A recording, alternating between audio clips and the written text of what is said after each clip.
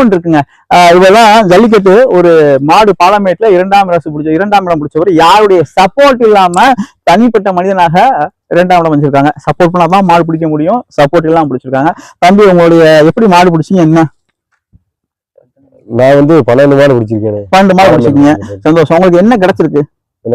Bike கிடைச்சிருக்கு. பரிசு நீங்க இன்னொன்னு என்னன்னா, என்ன மாதிரி ஆள் இல்ல, நிறைய கேள்விலாம் நீங்க பரிசுக்காக தான் மாடு பிடிக்கிறீங்களா இல்ல பேருக்காக பிடிக்கிறீங்களா?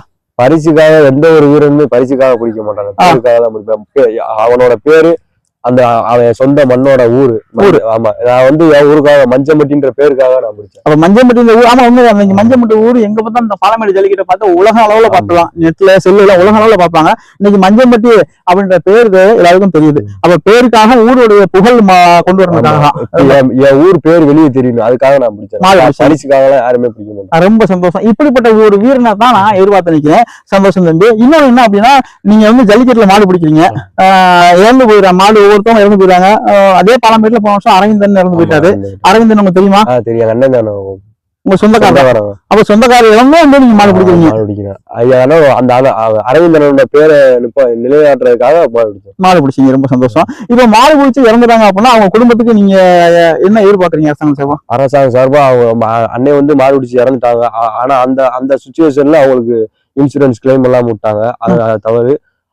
அதுக்கப்புறம் என்னன்னா, அண்ணன் இறந்துட்டாரு. அதுக்கப்புறம் வீட்டுல உள்ள யாருக்காச்சும் படிக்கிறவங்களுக்கு கவர்மெண்ட் வேலை கொடுத்தாங்க. கவர்மெண்ட் வேலை கொடுத்தா நல்லா இருக்கும். இப்ப அரசாங்கத்துல இருந்து மாட்டுக்கு பிடிக்கிறாங்க அப்படின்னா, இந்த ஒண்ணுல கள்ளச்சாராயம் குடிச்சாங்க அப்படின்னா, ஆமா, கள்ளச்சாராயம் குடிச்சவங்களுக்கு 10 லட்சம் ரூபாய் கவர்மெண்ட் கொடுத்தாங்க. அதே கவர்மெண்ட் இந்த ஜல்லிக்கட்டு நடந்துச்சு. இறந்தவங்களுக்கு கவர்மெண்ட் வேலையும் கொடுக்கல, அந்த நிதி உதவியும் கொடுக்கல. அதுக்காக கொஞ்சம் இப்ப ஒரு வீடு இறந்தாரு, அவர் பேர் நவீன் இருந்தாரு. அவங்க குடும்பத்துக்கு சப்போர்ட் பண்ணலாம். இது போல என்ன அரசாங்கம் இப்ப நீங்க ஜல்லிக்கட்டு மாடு பிடிக்கிறீங்க, உங்களை இப்ப நீங்க தான் பிடிச்சிருக்கீங்க. நான் டிப்ளமோ முடிச்சிருக்கீங்க. டிப்ளமோ முடிச்சவங்களுக்கும் அரசாங்கம் சார்ந்த ஒரு சப்போர்ட் வேலைகளை முன்னுரிமை தரணும் எதிர்பார்க்கறீங்களா? கண்டிப்பா எதிர்பார்க்கறேன். வேலை வாய்ப்பு கிடைக்கணும் அப்படின்னு எதிர்பார்க்கறீங்க.